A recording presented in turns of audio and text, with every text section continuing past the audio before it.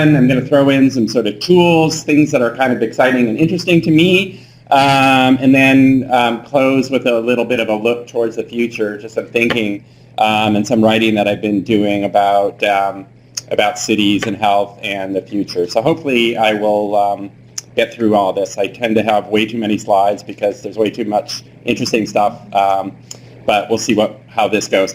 So right now, actually a little bit more than 50% of the global population lives in cities. In Canada, it's over 80%. It's actually been constant at about 80%. This is just light at night, which is a good way to actually identify cities. By 2050, this is estimated to grow to 70%, and really cities are going to absorb all future population growth in the world.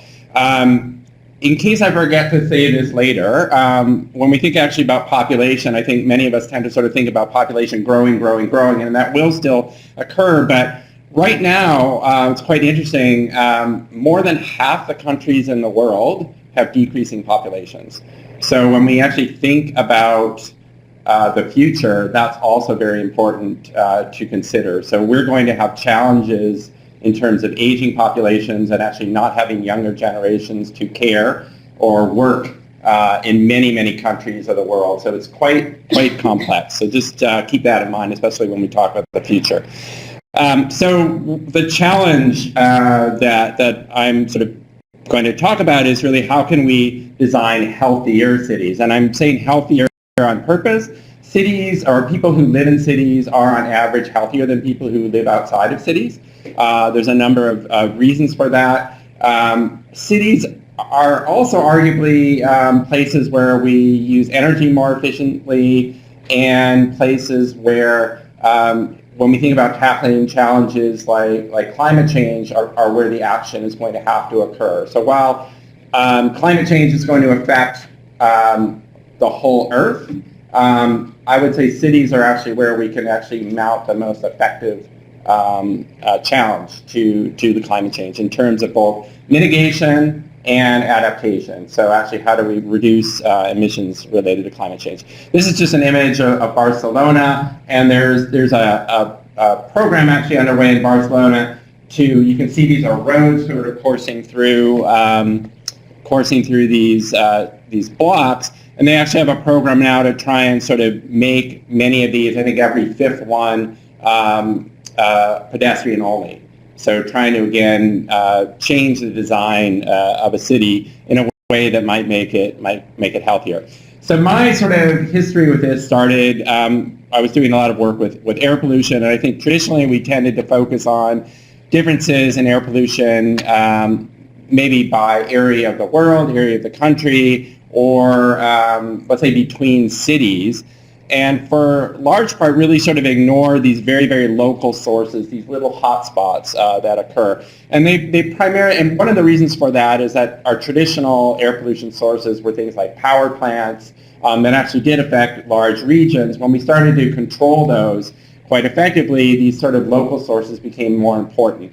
That, in combination with having new tools, especially these geostatistical models, allowed us to do what you see in the bottom here, these very high resolution, so highly resolved spatial maps of air pollution, where we could see differences on the order of 10 to 100 meters in levels of air pollution across cities. So it wasn't just that we were saying, if you lived in a more polluted country relative to a cleaner country, you were worse off, or a more polluted city relative to a less polluted city, but actually where you lived in that city mattered.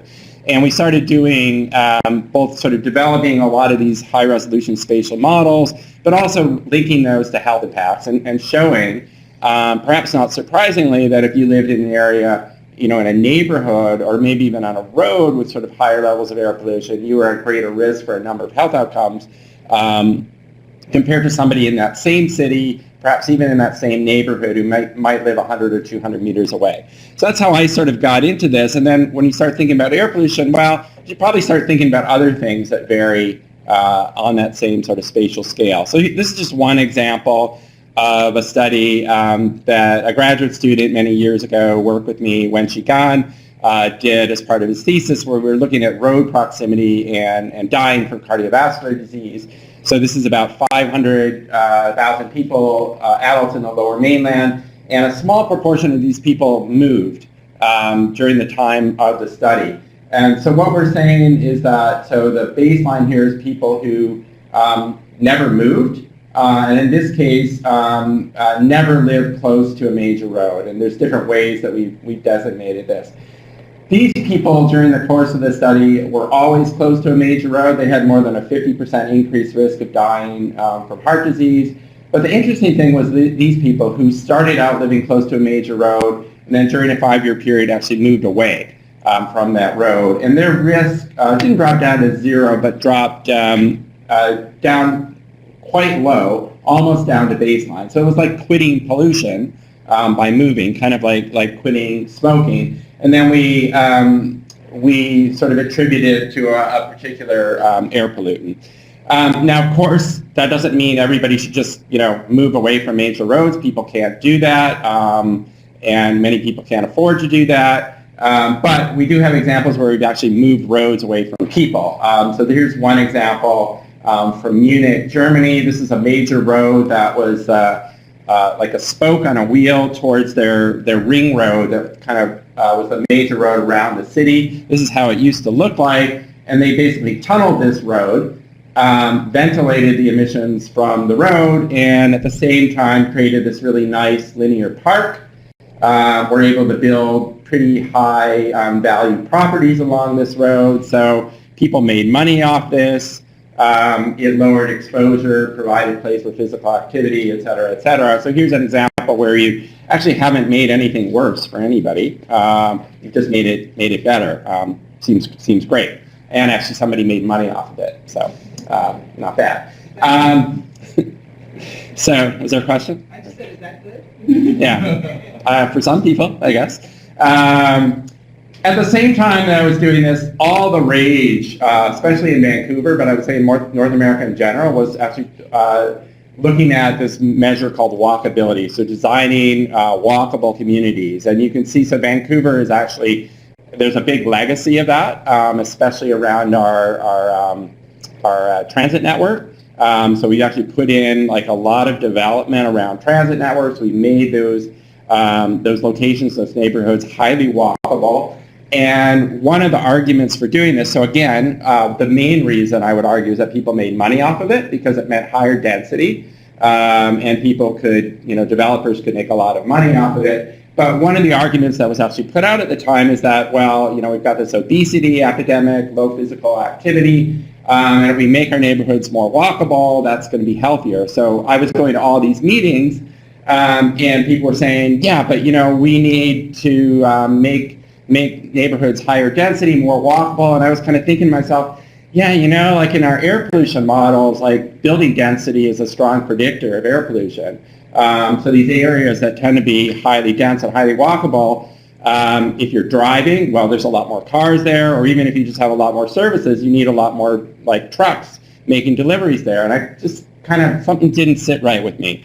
And this is just to show that, so two features of walkability that I'll raise. One is that it is linked to increased physical activity, but the relationships with actual measures of health are not that strong. So this is one study, and I think it's probably the best study that I'm aware of. It's done by Julian Booth and her colleagues in Toronto at St. Michael's, where they actually have shown in the more walkable neighborhoods of Toronto, over time, people actually did walk more, and it's led to sort of both a lower level of, in this case, incidence of diabetes, but also sort of a sharper decrease in time in diabetes compared to neighborhoods that are less walkable. But by and large, the direct sort of health relationship with more walkable neighborhoods is not really all that clear. And I'll try and give you one possible reason for that. So one of the first things we did, and Julian Marshall, who's now at University of Washington, was a postdoc with me, I just said, simply, let's take one of our air pollution maps and put it together with a walkability map that Larry Frank here had developed, and let's just see if actually the more walkable neighborhoods actually have more air pollution, like I was expecting. And sure enough, what you're seeing here is the red are areas that are are not walkable and have high levels of air pollution. The green are areas that we call sweet spots, that are areas that are walkable and also have low air pollution, so arguably really good. And the white basically just canceled out. So areas were either highly walkable and high air pollution, or low walkable and low air pollution. Is that right? Yeah, low walkable and low air pollution. So these things sort of cancel each other out. So that, and on the bottom is just an image. So that's what a highly walkable area looks like. So what do you see? Well, you do see that there's sidewalks and there's a lot of places that people want to go, but you also see buses, cars, traffic. That's a low walkable neighborhood. And you don't see as much traffic. There's not much to do there. You wouldn't want to walk there, but you also see there isn't a lot of traffic, a lot of deliveries, things are spread out. What does that mean from a health perspective? So we took a data set from Los Angeles, and without going into too much details, this is just sort of a risk assessment. What we did, we had a travel survey of about 30,000 people, and so we knew exactly where they spent their time, and then we modeled their exposure to air pollution and actually had a direct measure of their physical activity during the week that they were followed. And what we found was that, and then we linked that with risk estimates related to physical inactivity or related to air pollution, just for one disease, and in this case ischemic heart disease, because we had risk estimates for both physical inactivity and air pollution. And much to our surprise, I had actually expected at the time that the impacts of physical activity were going to swamp any negative impacts of air pollution. So what we did was we compared people who lived in low walkability neighborhoods to people who lived in high walkability area neighborhoods, looked at the impact of physical activity and the impact of air pollution. And basically what we found was that there were fewer deaths, estimated deaths from physical inactivity in the high walkable neighborhood, as you'd expect, but there were more deaths related to air pollution in the high walkable neighborhoods as well. And basically it canceled out. And why is that occurring? Probably it's because of this. Even if you live in a high walkable neighborhood, 3/4 of the population is not taking advantage of that. They're sitting on the couch. And why is that? Well, because it's not just where you live. You actually have to make a decision to how you get around, which is different than air pollution. You don't get to decide whether you breathe or not, or turn your head and breathe clean air or breathe dirty air. So there's this behavioral aspect that sort of complicates factors, and I think we're starting to sort of become aware of that. So again, this sort of got me thinking, this is getting really complicated, and we shouldn't be thinking about air pollution or walkability and isolation. And Hugh Davies is here, and he was, telling me about noise, and I'm like, well, we should be thinking about noise. That varies as well. And there was emerging research on contact with nature, greenness. So started to try and put together a program where we could put all these things together. And admittedly, there's other things that vary that we're probably missing. We do try and adjust for deprivation or socioeconomic deprivation, that kind of thing, ethnicity. There could even be other environmental factors that differ across cities. But at least we try to focus on more than one and looked at a number of childhood outcomes, a number of adult outcomes, and a number of different studies. All of this is through data linkage done through Population Data BC. And I'm just going to give you a few examples of things that we did. So an early study was looking at air pollution and noise together in relation to coronary heart disease. So kind of the same analysis that I just showed you about that moving thing. And basically what we found in this case is that we looked at both of these, even though they're both primarily driven by traffic. Sorry, I must have timer on or something. Even though they're both noise and air pollution are primarily driven by traffic, the spatial patterns are different. So for example, at an intersection, cars are quite quiet. That's when they release the most air pollution. When cars are going fast, air pollution level emissions tend to be lower, but that's the most noise. Noise is also a function of the road surface. That really doesn't have an impact of air pollution, whether it's going up or down, downhill, uphill. So things are correlated, but not entirely correlated. It's a rather weak correlation, around 0.4 or so. And what we found in this analysis was that basically air pollution and noise were independently both linked to increased risk of coronary heart disease mortality. So if you were in a noisy and polluted location, you were actually much worse off than being in just a noisy location or a more polluted location. We started looking at this relationship again between greenness. This is just a national analysis showing a pretty strong relationship between mortality. This is across Canada. And the greenness within 250 meters of your residential address, and started looking at that in relation to a bunch of other health outcomes. Greenness, the pathways by which it affects health, I would say are largely unknown, but could be any number of these things. So you could have just the fact that a greener area doesn't have sources of pollution. So if you think about in the middle of Stanley Park, well, actually, the middle of Stanley Park, there is a road going through it, so that's not a good example. The middle of the endowment lands, there's not a road going through that, so it's not a source of air pollution or noise pollution. So the fact that it just doesn't have those sources, but it could have some other sources. So depending on the outcome, for example, could be producing pollen, which may be harmful.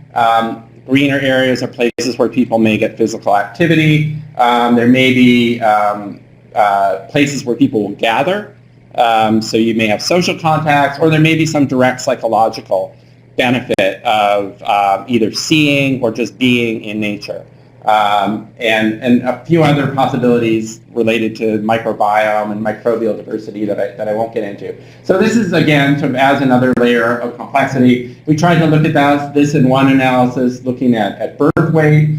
And essentially what we found here, so we put in like air pollution, noise, walkability, park distance, and this measure of greenness, and we found that that people who lived in areas that were greener had overall higher birth weights. So moms who lived there, their babies were over a higher birth weight. And generally it was unaffected by the level of air pollution or noise or walkability. So it seemed like in this case, that the pathway was something direct, a psychological or a psychosocial benefit. It wasn't that greener areas were just areas without air pollution or noise. But then we looked at, in this case, looking at diabetes. Again, we saw this protective effect of greenness, but it seemed to be partly that greener areas were areas without noise or without, without noise in this case. Again, no sort of impact of walkability, arguably this measure that's linked to physical activity. And then this is an analysis that Brauer, so a current PhD student, just finished looking at dementia, where we saw, again, a link between air pollution and proximity to roads and dementia and Parkinson's disease, and some suggestion that greenness may be a little bit protective. But in this case, again, it seems like it's acting more by the fact that greener areas are just areas without pollution, without air pollution. So noise wasn't related at all in this case, but maybe it's just no pollution. So again, sort of complex sort of mechanisms. And here's Hin's work with asthma, again, where there seemed to be sort of an interaction in that air pollution actually affected asthma. Greenness was somewhat protected, but there was sort of a complex interaction that you basically needed to adjust sort of for both of them. So that's just some work that we'd done locally, and now we actually have the ability to do this nationally. So this is a slide for CANU, which is the Canadian Urban Environmental Health Research Consortium, which is a program to try and develop these kinds of exposure surfaces across Canada. So it was great that we were able to do these analyses in Vancouver, but Vancouver is just one location, and our patterns of air pollution, noise, greenness, walkability are just one example. Now, if we can think about doing this across the country, we're probably going to get locations where things really vary quite differently, which I think will help us actually tease apart sort of maybe what's most important, what's going on, how do things interact. So through CANU, we have the ability now for every postal code, so 6-digit postal code in an urban area of Canada is essentially one side of a city block. We have estimates of air pollution, this greenness, This is an active living environment, so kind of a walkability metric, and we can now start to do these analyses nationally and actually think about all the possible sort of combinations and how things might interact. And this is just one example that Dan Krause led that I was involved with, where we looked at the effect of air pollution on mortality and how that was modified by how green your neighborhood was. And sort of what we found, and again, I found quite surprising, that the harmful effects of air pollution, so air pollution in terms of leading to increased risk of dying, was only actually present in the least green neighborhoods in the country. And that was sort of fairly consistent for all causes or cardiac causes and respiratory disease as well. And you may look at this and you might think, well, greener areas are just areas where people are generally healthier, maybe people who have higher incomes. And so I can't remember what I was talking to Dan, and I said, we should really look at this carefully by income. And when we sent back the paper, one of the reviewers said, I'll never forget this comment, and this paper has the brilliant idea, it's my idea, to look at it by income. I've never been called brilliant before in my life, so that was really gratifying. So what we did when we looked at income, and really surprising to me, was that the areas where we had the highest risk, so this is again the risk of air pollution impacting mortality, was in the areas that were actually low deprivation, so wealthier, okay, but also low greenness. But the next highest risk was areas that actually were high deprivation. So low socioeconomic status, all kinds of other social risk factors, and low greenness. So the effect of greenness actually spanned across levels of deprivation. And in fact, in the areas generally of high greenness, again, no effect. So it looked like there was something going on that was actually above and beyond the effect of, so obviously deprivation is important, but actually greenness seemed to sort of override that as well. So I think kind of quite surprising, but also in some ways quite convincing that there's something real going on. So last year, Emily Rugel and I, so Emily just graduated from PhD here last year, we decided, we should actually look across the whole literature at studies where people try to combine at least these 4 exposures. Because if you're just looking at one in isolation, you may be missing actually what's going on. And the bottom line here is that when we did this sort of systematic review of the literature is so there's actually 11 possible combinations of just these 4 things. Most of these squares are blank because there's just no information. Or not enough studies. And only a few studies where we have sufficient data to actually make some conclusions. And what we found was that, for example, for traffic-related air pollution and noise, both of them seem to be independently affecting mortality. So both of them are bad independently. When we look specifically at sort of cardiovascular health, so cardiovascular disease, not necessarily mortality, it actually looked like most of the effect that we'd been seeing for air pollution was due to noise. So Hugh may be happy about that. Yeah, 1 for noise. When we looked at reproductive outcomes, it was sort of the opposite. So studies that had looked at both, we were seeing that air pollution was important and not so much noise. And then in one case, we found that in traffic-related air pollution in relation to respiratory disease, that greenness seemed to mitigate the effect, so it was protective. So that's actually good news. But again, the bottom line is actually we don't know what's going on in most of these examples. Partly that's because it's really challenging. So we had all these maps for Vancouver. We've now been able to do it for Canada. But we're probably still missing all kinds of relevant exposures. So that's a challenge. Actually, how do you do this? And let's say we have a low-income country that doesn't have the resources to sort of develop these geospatial exposure surfaces. How do we actually characterize this? So everybody's heard about AI, and it's all the rage. Why not AI for environmental exposure assessment? So Scott Weikenthal and Marianne Hautsopoulou and I sort of wrote kind of a concept paper about, could we actually use imagery both satellite imagery and things like street view imagery in an artificial intelligence framework to actually characterize the complexity of a city. Reasonable question. Instead of measuring one thing, two things, three things, could we actually use this in kind of a more holistic way? So there's a couple ways that you can do this. One is you can take an image like this, and you can basically use, and I'm going to keep track of time here because I could talk about this forever because it's really cool. You can take an image like this, and you can just have a pre-trained network to identify objects. So this is actually what is happening in automated vehicles. So they're actually having algorithms. They have a camera, and they say, that's a child. And that child is sort of moving, I should stop. Right? So, or when you're thinking about imagery from an X-ray or something, right? It's looking at patterns. So you're identifying actual features. So you train a network to say, this looks like a car, and then you show it a new image, and it can identify a car.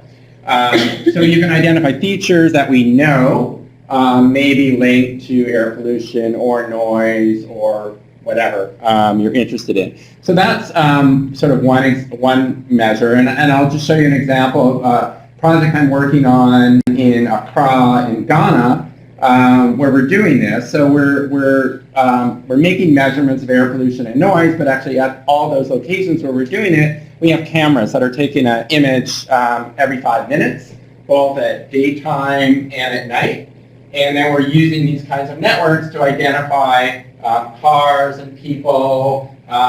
We're also really interested in roadside cooking, so we can identify fires and flames as a source of air pollution, all kinds of other things. So this is work that's underway, but just to give you an example, we took a series of images. This is just from one location, the time series of images.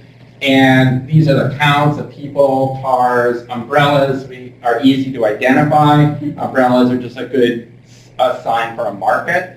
And people selling stuff, but trucks, buses, bicycles, all of these things you can identify from images in an automated way. And here I'm just showing you noise levels in relation to the counts of people over time from these locations. And you can see, this is not anything too surprising, but when there's more people in this kind of market setting, it's noisier. But now imagine being able to do this now for 100 locations over time. You can start to pull out predictors. And then another way that we're using sort of artificial intelligence is to not just measure levels of noise. So you think about noise, well, there's things like music that, it's noisy in terms of sound level, but it actually may be something that people like.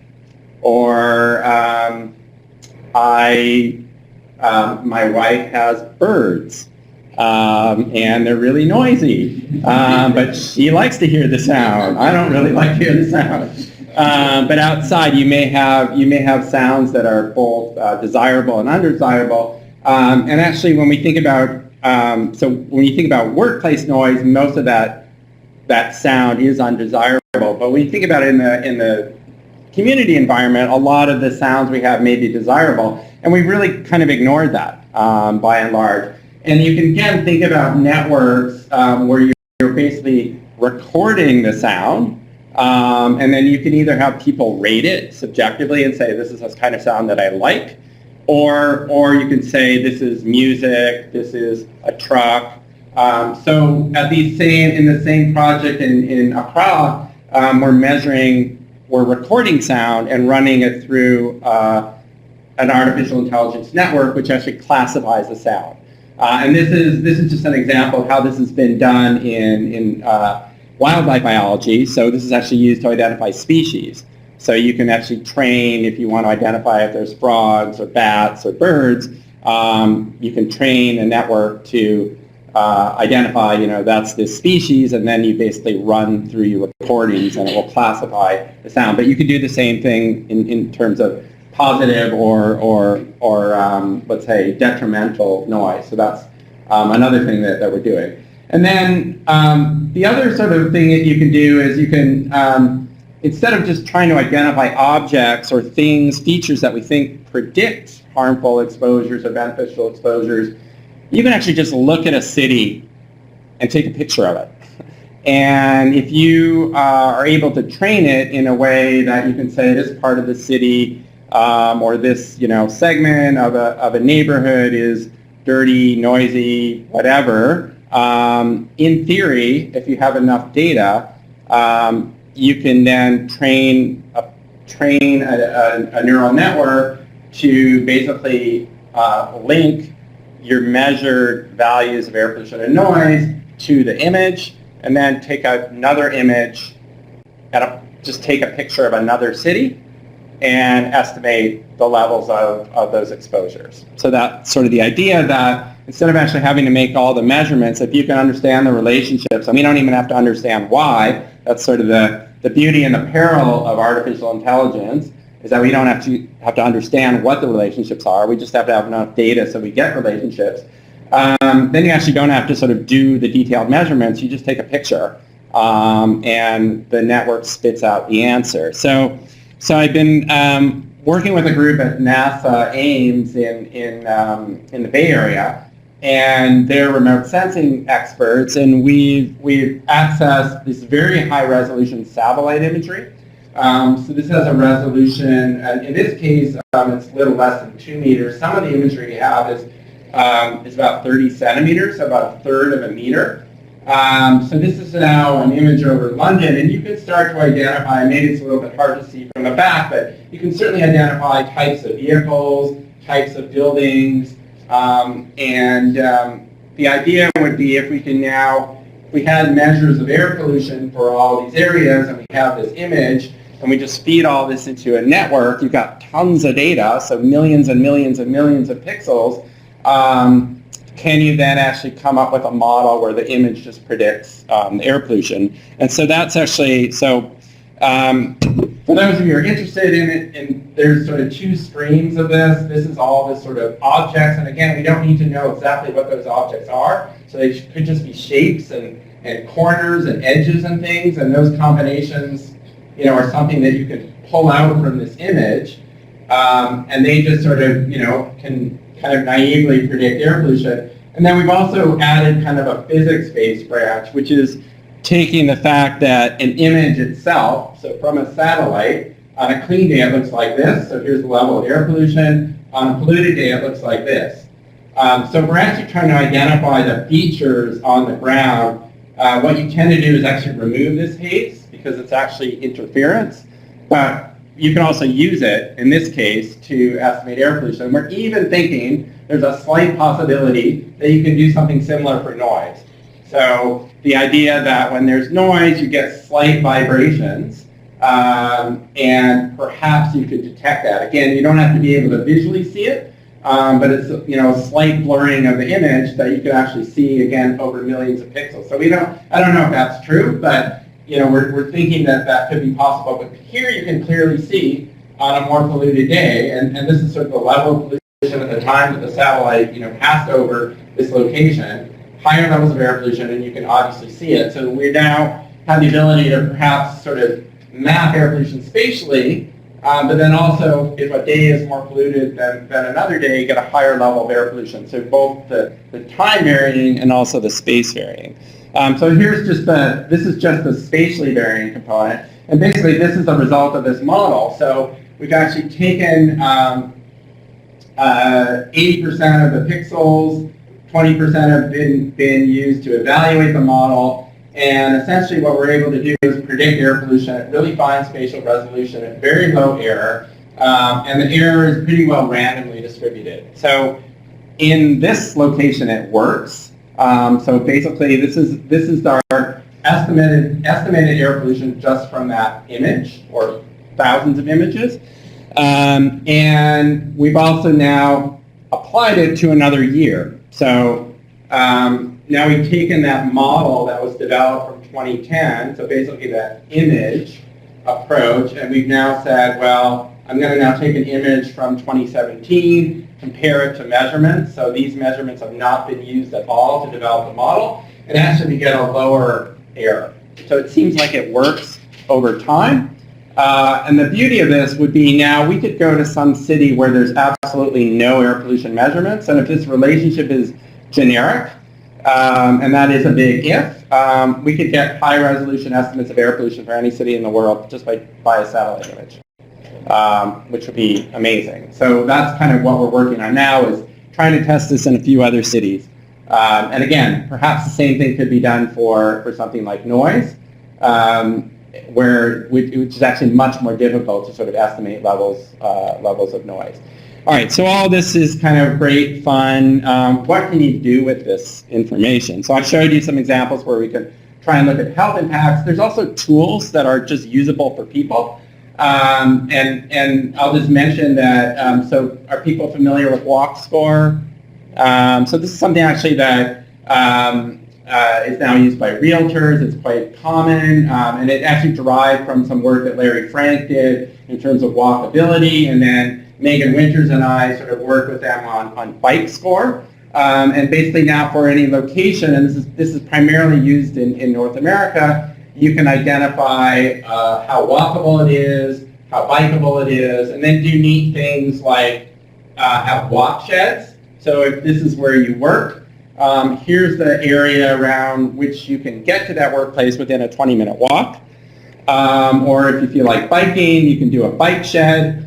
So here's, well, I don't think you're going to bike from the water, but obviously within a 20-minute bike ride, you can get from farther away, or a transit shed. So where can you go within a 20-minute transit ride? So now people can start to make decisions based on some of these sort of spatial metrics, where they're going to live, or arguably, actually, how would you plan places? So if you wanted to plan a destination where a lot of people would be going to, you'd want people to actually get there by different modes and perhaps healthier modes of transit.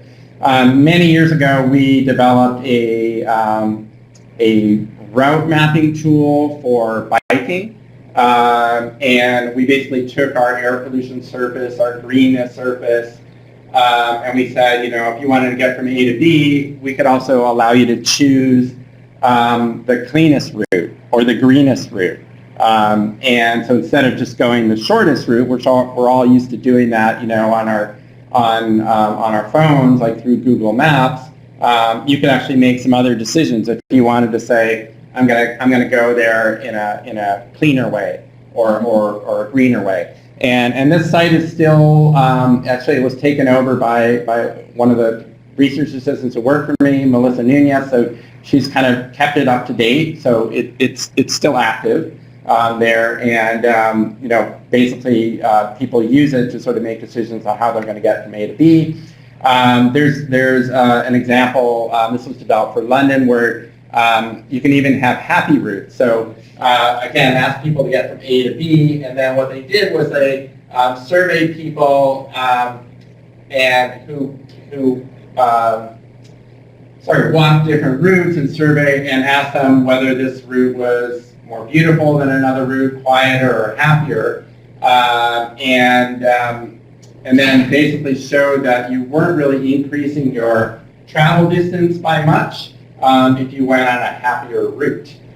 So the idea would be, we shouldn't always just be going in the shortest way. If we could actually get from A to B without much of a time penalty or distance penalty in a way that may make us happier.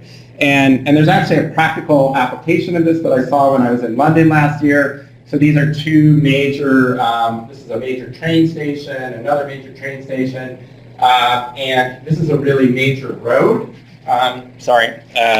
Mouse, this is a major road down here. And usually people would just walk along this major road, and the idea is it's really noisy, there's a lot of air pollution, and they basically set up this walking route, which takes another 2 or 3 minutes, going, again, this is no brainer, but we're all creatures of habit. We're basically trying to shuttle people off onto these side streets and get a more pleasant experience and perhaps a healthier experience. So there's this signage, this well-being walk that was implemented. Okay, so to wrap up, I think, So what about the future? And really the situation here is we've got a lot of new technologies and new economic models, and I'll give you a few examples that are coming into our cities all the time. And if you think about sort of how you go about your daily life today compared to 5 or 10 years ago, it's very different. And a lot of that's driven by technology and even some new economic models. So these things are going to happen to us, to our cities, but the idea is, could we actually use these technologies not just for the sake of new technologies, but to make our lives and our cities healthier, more sustainable, more equitable, really important, so that more people benefit equally, more resilient to challenges like climate change and energy security, and overall better for lots of people. So does anybody know what this picture is of? Anybody? Bikes where? Yeah, so this is the refuse from failed bike share programs in one city in China. So this is kind of my, road to hell is paved with good intentions. Is that the phrase? So very, bike sharing sounds great, and I think you've probably all been to cities where you're seeing these bike share bikes just littering the sidewalks, now scooters. And so again, very well intentioned, but perhaps the policy wasn't really thought through very carefully. And so here's the example of they've collected this waste now, but this used to actually be scattered throughout the city and as these companies go under.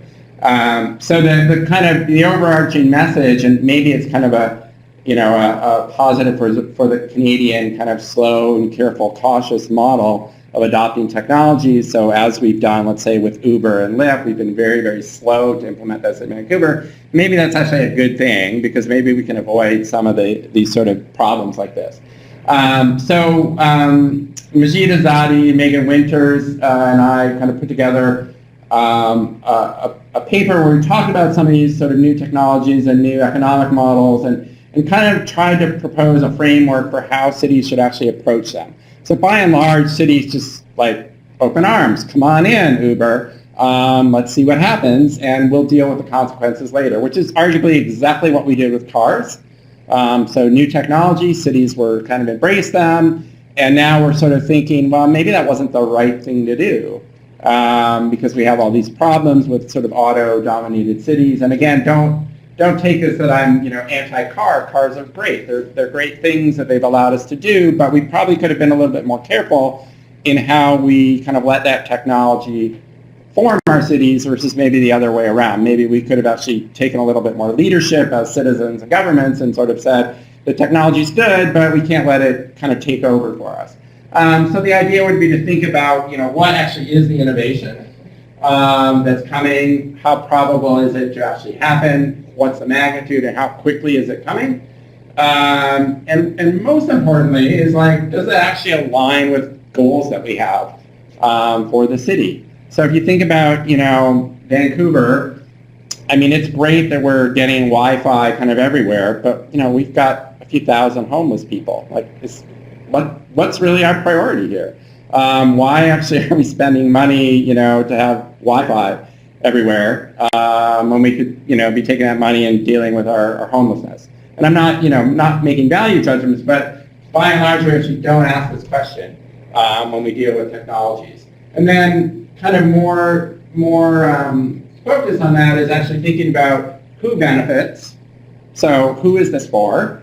And trying to deal with this challenge of inequity, which I think is really the prime challenge that we face, not just in cities, but actually in the world in general. So, we have this sort of spreading inequity, and if we don't deal with that, I think, really bad things are going to happen.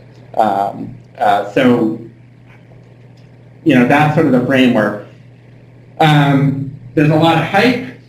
Cities want to be part of the hype. They want to be exciting. They want to be attractive, but they also need to think about, what the current priorities are, thinking about unintended consequences, and then even thinking about all these technologies. There may be sort of a digital divide. People that are more able to take advantage, both from an age perspective or cultural perspective, educational perspective of technologies, and really sort of what's the role of governments in all this. So it's really complicated, but and we tried to illustrate this sort of through three different innovations. So one is something that I would say is already present, but we still have a long way to go, and that would be e-commerce.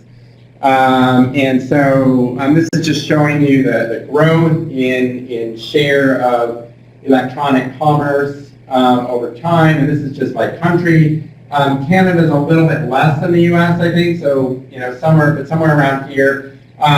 We can get a little bit of a vision of our future probably if you go to China, where 20% now of all kind of commerce is done online. There's a whole kind of whole sector of the economy just based on delivery, and I think there's 500,000 meal deliverers in China. I mean, it's just transformed, how that country works, and we probably really haven't asked that question. What does that mean? What does that mean for health? How might it? So here's just some, some thoughts really, and I'll show you a little bit of data that we may have. So, this could be really good. It provides access to goods and services. That could be good or bad. So if you, for example, we know that stores in low-income neighborhoods tend to have actually worse food choices than stores in higher-income neighborhoods. If you're now ordering online, you don't have that barrier. But of course, you can get junk food at 3 in the morning. So maybe that's not good. So but it could provide access to goods and services that in a more efficient way. It provides certainly options for independent living. So if you don't have to go get stuff, if it's delivered to you, that's easier. Perhaps positive impacts on time budgets. So you don't have to go to the store, the stuff is there. But, what is it doing, let's say, to social cohesion? So you can arguably, and again, this is certainly an issue in cities where people just stay at home, play video games, order everything, never venture out. And, we know that has impacts on health. What about physical activity? If you don't have to, go walk the block to go to the store. What about road traffic injuries from vehicle deliveries that are, I have to get there within 20 minutes because that's what my contract says. And so, again, we don't know all the relationships there. Air and noise pollution and congestion, and certainly employment and occupational health. So I think we've talked, many have heard about sort of precarious work and the idea that people are now doing these kinds of jobs as third, fourth jobs. So people are working very long hours without many of the job protections and things. Just a few little examples in terms of congestion. So London, where this is really common. Basically, London years ago put in congestion charges where you actually if you want to go into the center of the city, you have to pay a tax. And the idea was to reduce congestion. It has not. What it has done is completely changed who is in the center of the city. There's very few private vehicles. There's tons of delivery trucks. And actually it's made congestion worse. And during sort of holiday season, actually the mayor made a plea that people should not be having parcels delivered to their workplaces because it was just preventing gridlock in the center of the city. So there are now programs to try and set up collection boxes. So this is now actually in most major cities. If you're in a high-rise apartment building, this is a huge issue. If the building hasn't been designed to collect all those Amazon deliveries, things get stolen, they block entrances, et cetera, et cetera. So again, we've let this in. There's really good things, but we actually haven't thought about what could be happening. And as I would say, we're not even near the crest of this. This is going to get worse and worse and worse, so we need to be thinking about this. Maybe drones are the answer. I don't know. So another thing that's a little bit farther along is sort of the sharing economy. So most major cities now have bike shares. So the idea, again, has potential to lead to increased ridership. I think, again, cities brought this in because they thought, oh, maybe this is going to have a benefit of traffic. Maybe it's healthier for people. There's, again, potential if you have safe bike routes that it could reduce road traffic injuries. What we found, both some studies that Kate Hosford, who just finished her master's at SFU, and Dan Fuller in Montreal, so this is Vancouver and Montreal studies, we found basically that the benefits of these are very localized, of very limited duration, and mostly for those people who are already biking. So in Vancouver, most of the people who use these are either tourists or people who used to have their own bikes and now use bike shares because they don't want their bikes to be stolen. So it actually hasn't done what it's expected to do, which was to sort of take people out of cars. So I'm not saying this is bad, but it's not the solution. And car sharing, again, the idea here would be, that you reduce overall vehicle use. If people have to sort of think about paying each time they use a car and don't have a car, you would shift the short trips to more active modes, walking or cycling. If these cars are lower emission or electric vehicles, that could also be beneficial. And there is some data to suggest that some of this is true. And cities have sort of, I think, done the right thing. And Vancouver is a good example by making it much easier for these cars, so providing actually incentives. So we've removed parking restrictions, and it's also had sort of spin-off benefits that we actually don't zone now for parking in a lot of buildings. So people are basically saying, I'm not going to own a car. We can now have space that's actually more usable instead of parking lots outside on our roads. You've probably heard a lot about this, so ride-hailing or things like Uber, Lyft, and Didi and Ola are in China and India, which are much bigger than Uber or Lyft. We have a little bit of data on this, and I'm showing you this because this is really the precursor to automated vehicles. So Uber is basically just an automated vehicle with somebody driving in it. And in fact, Uber's whole model, so Uber is losing tons of money right now, but their whole model is actually to be profitable when they don't have to pay drivers. So this is just a precursor to that. So I think it's helpful to see what might be going on. So in a survey in the U.S., avoiding drinking while driving, that's certainly a benefit. And it was a top reason that people who own cars chose to use ride-hailing. And there's no direct evidence of decreased alcohol-related motor vehicle injuries, but a suggestion that could occur. But really inequitable. So no surprise, people who are college-educated or affluent use this twice as much as lower-income populations. And the danger here, and again, this is actually the business model, is that these companies take over transit. So if they take over transit and now you're not having cities involved in transit, these lower income populations that really rely on transit have no option. So things become, again, less equitable. And we found that in most major U.S. cities, they've actually just added to congestion.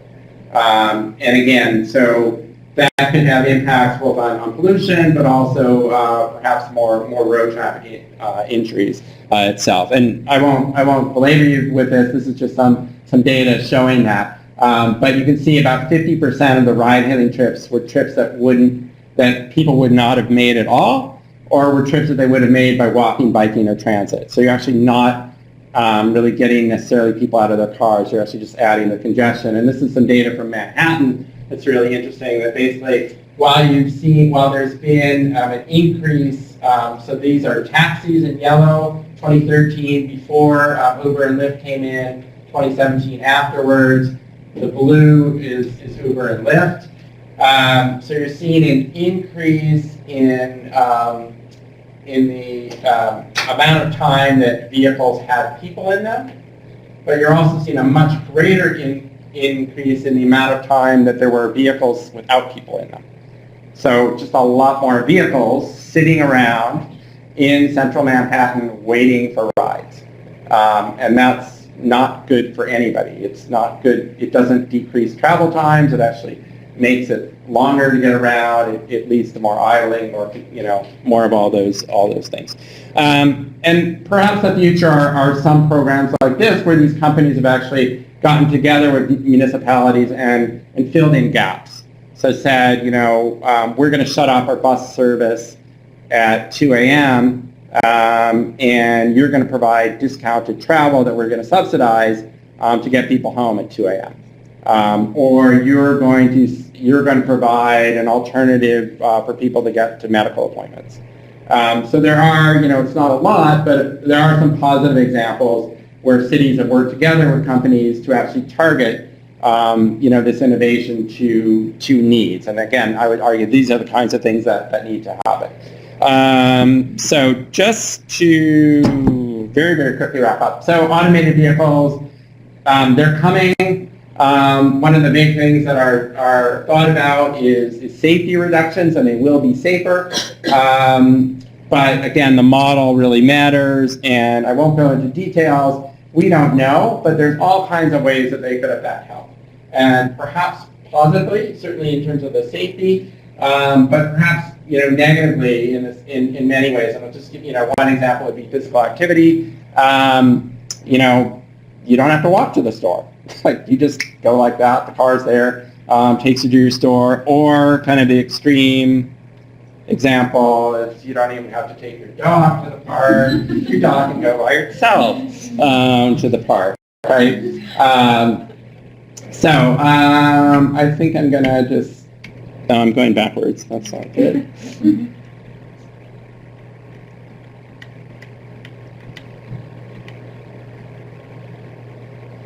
And then, we don't know anything about this, but now all the rage is smart cities, which is just putting sensors all over cities and doing something with it. And again, I would ask, what are we trying to do with this? We'll certainly be hearing more about this. So, thank you. Because it's Valentine's Day, I'll remind you to tell your loved ones that you care about them, and I'll leave you with this quote from Michelangelo. Saying, cities is actually where we live, and we should care and love them and make them healthier. So thank you. Thank you very much, Mike. Did I say brilliant? So we have 1 minute, so take one question. The fastest hand up.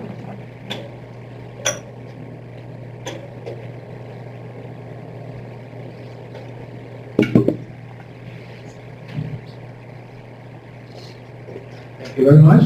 I have a question about your model about predicting the Earth pollution based on satellite images. You consider small elements in that image, but what about the other contributions like weather, like wind directions? Does that model can that model predict these effects as well? So what I showed you was just basically the long-term average of it, which is sort of smoothing out all over that. But so it's basically just saying whatever it is in this part of the city, air pollution, is higher than this part of the city. So on average, wind or whatever. But when we add in that part about the haziness, that could take that into consideration. So again, it's not physically based in the sense that we're disentangling the wind, or we're just saying, well, it's hazier, and that's how we would get variation over time. But for example, if you're in a location that is most of the time downwind or downwind of a road during the hours of the day when there's more traffic, it would have picked that up. So. Well, it is 2 o'clock, 2:01 exactly. Please join me in thanking Mike.